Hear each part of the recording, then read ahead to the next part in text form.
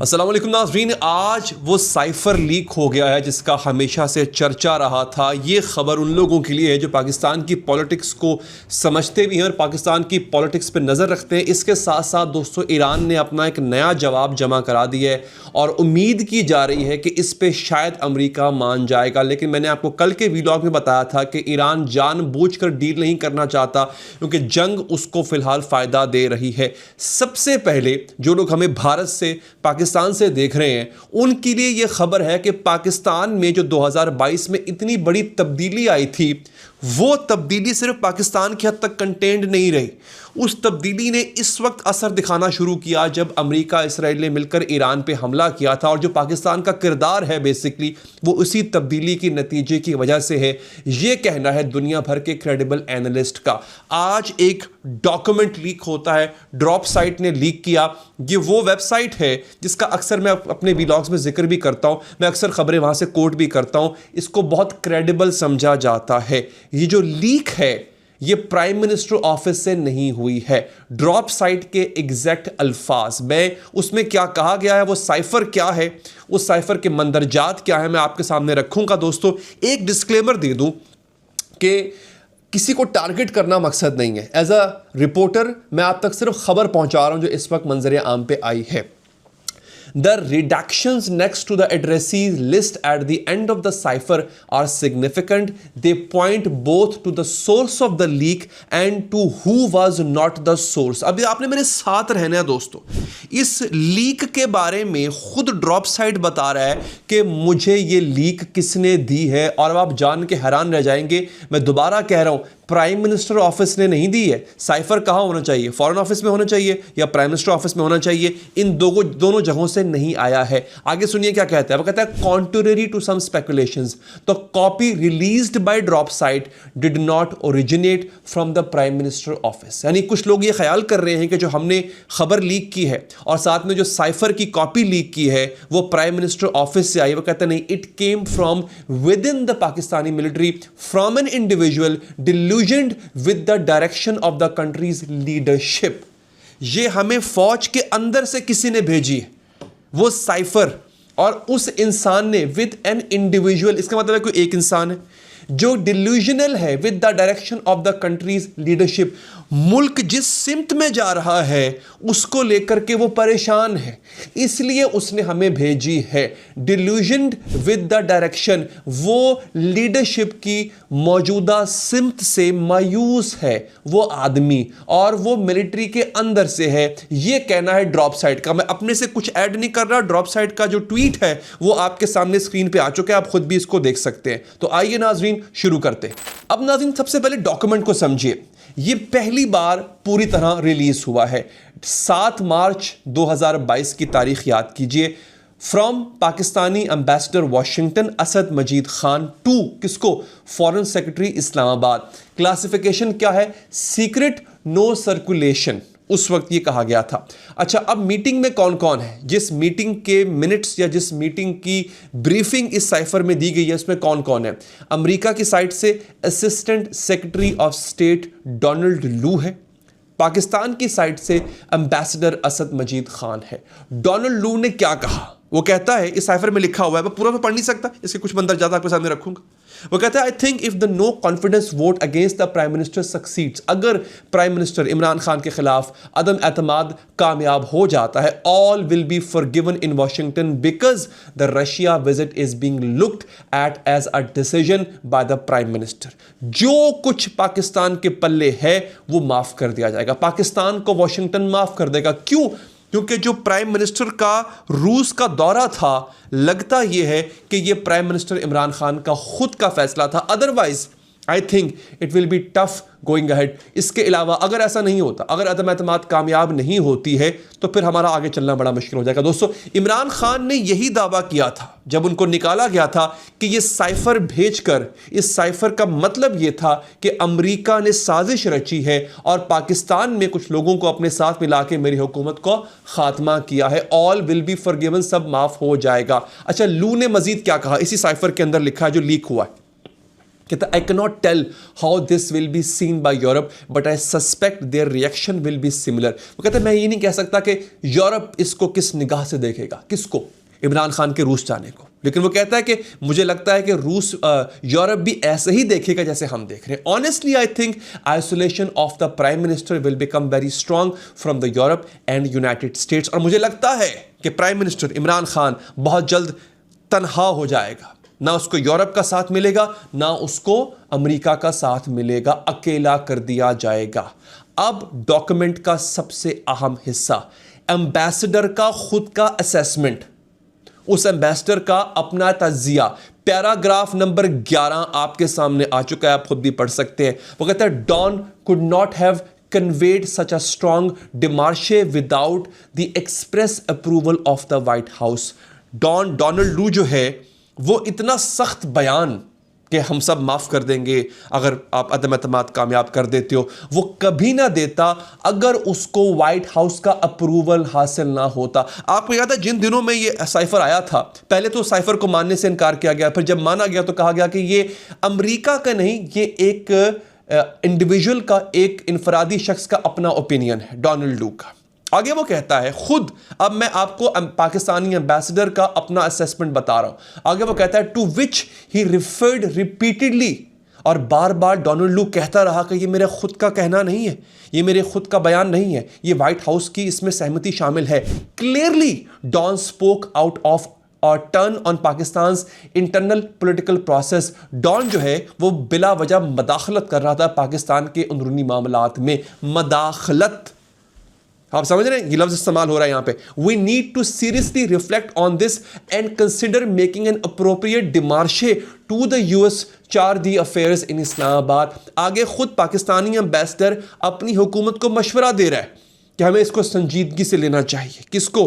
कि शायद अमेरिका कहीं ना कहीं जो है वो चाहता है कि हुकूमत चेंज हो और हमें इस पर सख्त रद्द अमल देना चाहिए है। इस्लामाबाद ने अमेरिकी चार्ज डे अफेयर्स को मुनासिब डिमार्शे का सोचना चाहिए। Express approval of the white house की मर्जी से हुआ है।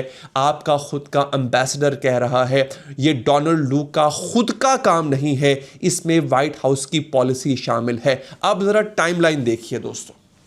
7 मार्च 2022 को साइफर लिखा गया। 9 से 10 अप्रैल 2022 को नो कॉन्फिडेंस वोट होता है, इमरान खान को आउट कर दिया जाता है। उसके एक महीने के बाद लू ने कहा ऑल विल बी फॉरगिवन। एक महीने बाद इमरान खान बाहर था। यानी आपको देखिए कि टाइमलाइन देखिए कि जिस वक्त, मैंने एक महीने बाद कह दिया, जिस वक्त लू ने कहा था कि सब माफ कर दिया जाएगा, उसके ठीक एक महीने के बाद इमरान खान इक़्तिदार से बाहर होता है। और अब ड्रॉप साइड न्यूज़ का पूरा कवरेज देखिए दोस्तों। डैन कयूम जो एनालिस्ट हैं, उन्होंने एनालाइज किया, ड्रॉप साइड पर ही आर्टिकल लिखा है। कहते हैं drop side has published 21 articles on Pakistan in 22 months, almost all sources from anonymous officials and leaked documents whose provenance is not disclosed। तो कहते हैं कि ड्रॉप साइड ने 22 महीनों में पाकिस्तान पे 21 आर्टिकल्स लिखे, पब्लिश किए। तकरीबन सब नामालूम जो अफसरान थे उनको कोट किया गया।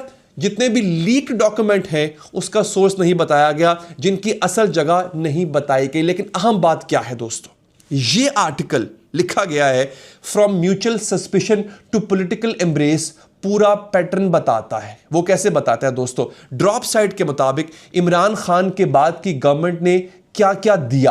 अब जरा समझिए कि इमरान खान किन चीज़ों पे मना कर रहा था, जिन चीज़ों से बेसिकली अमेरिका नाराज था। और अब यहाँ पे इसके इमरान खान के बाद क्या क्या होता है। यूक्रेन को हथियारों की सप्लाई जो है वो इंटरमीडिएटरीज के जरिए की जाती है, ये डैन कयूम का दावा है।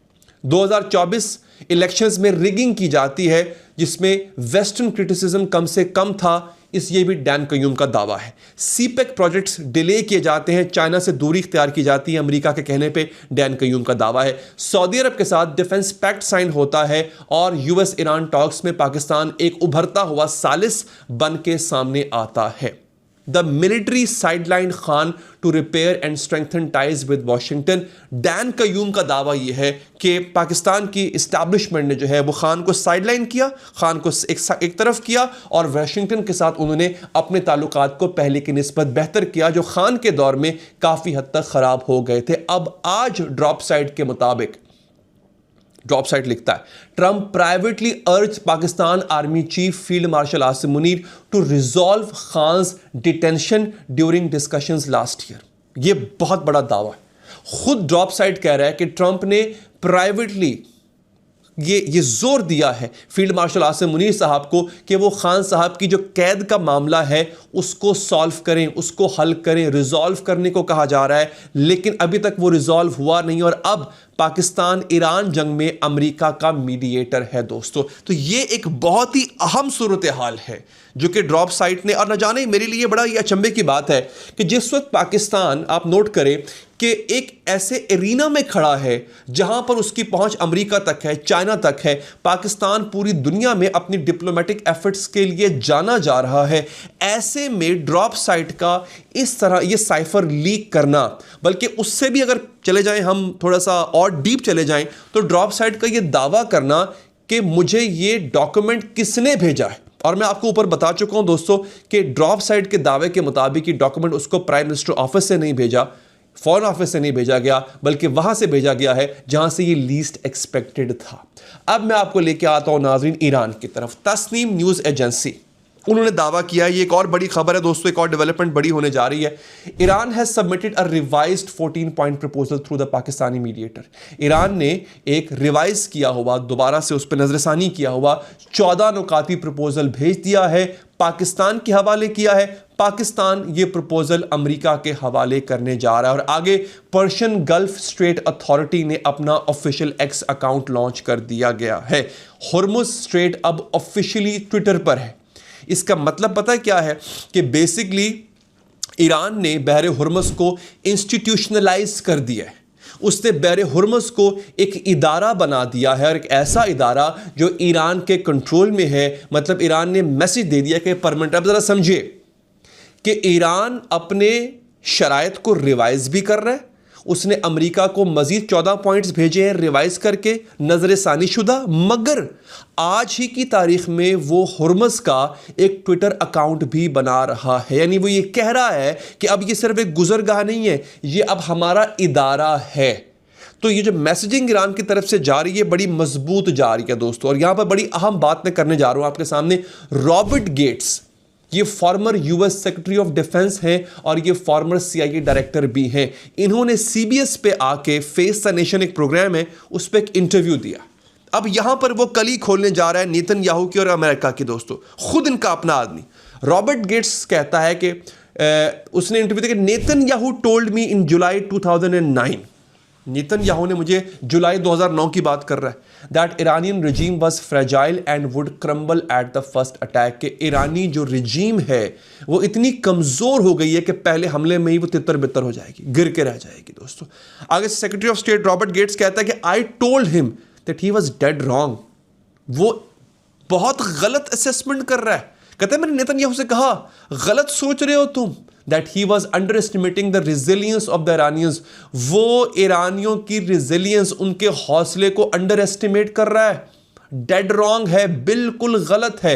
2009 में गेट्स ने कहा था कि तुम ईरानियों को हल्के में ले रहे हो। 2026 में अमेरिका ने और इसराइल ने मिलकर जब पंगा ले लिया ईरान से, तो उनको प्रैक्टिकली समझ आ गया कि वाकई हमने इनको हल्के में लिया था। गेट्स ने मजीद कहा कि I think the likelihood of a near term uprising is very low. वो कहता है मुझे लगता है कि फिलहाल ईरानी रिजीम के सामने कोई उठेगा नहीं, because the siege and the internal control seem very much intact in Iran. जो इन्होंने घेराव किया, जो ब्लॉकेट लगाया है और जो हमले किए ईरान पे, उससे जो अंदरूनी खल्कफशार अगर था भी तो वो ख़त्म हो गया। इसके साथ साथ ईरान का कंट्रोल भी बहुत अच्छा है, अपने अंदरूनी मामलात पे बेहतर हो गया है। You haven't seen any demonstration, आपने हालिया दौर में कोई मुजाहरा नहीं देखा। और ये बात बाकी सोचने वाली है, आप भी ज़रा सोचिए, क्या आपने जब से जंग शुरू हुई है तब से लेके आप तक आपने रिजीम के खिलाफ कोई मुजाहरा देखा है? नहीं देखा। और very few demonstrations in the street, people are cowed, they are afraid. लोग डरे हुए भी हैं, खौफज़दा भी हैं, लेकिन यहां पर एक असेसमेंट वॉर भी देता है, people are united as well. लोग काफ़ी हद तक मुत्तहिद भी हो चुके हैं। नेतन्याहू 17 साल से कह रहा है कि ईरान जो है वो इतना कमज़ोर है कि पहले हमले में गिर जाएगा। गेट्स पिछले 17 साल से कह रहा है कि तुम 1 हमला करो, 2 हमले करो, 3 हमले करो, ईरान नहीं गिरेगा। अब आपके सामने है दोस्तों के कौन सही निकला। और यहां पे रॉबर्ट गेट्स का जो फाइनल असेसमेंट है वो सुनते जाइए दोस्तों। रॉबर्ट गेट्स कहता है, I don't think he can walk away and no I don't think the Israelis can settle it. मुझे नहीं लगता कि जो है वो अब अमेरिका वॉक अवे कर सकता है। वॉक अवे का मतलब होता है पहले आप कंबल की जान नहीं छोड़ते थे, अब कंबल आपकी जान नहीं छोड़ रहा। अब इस जंग से निकलना आसान नहीं है, ये रॉबर्ट गेट्स का मानना है। और मुझे नहीं लगता कि इजराइल इसको सेटल कर सकता है। कहने का मतलब यह है कि अब ये जंग कहीं ना कहीं फैल के रहेगी, ये रुकेगी नहीं, इसको कंटेन नहीं कर सकते दोस्तों। On the 4 to 6 week predictions, I think there were some unrealistic expectation। ये जो 4 और 6 हफ्तों में आपने दावा किया था ना कि जंग को खत्म कर देंगे, ये एक नॉन रियलिस्टिक एक्सपेक्टेशन थी।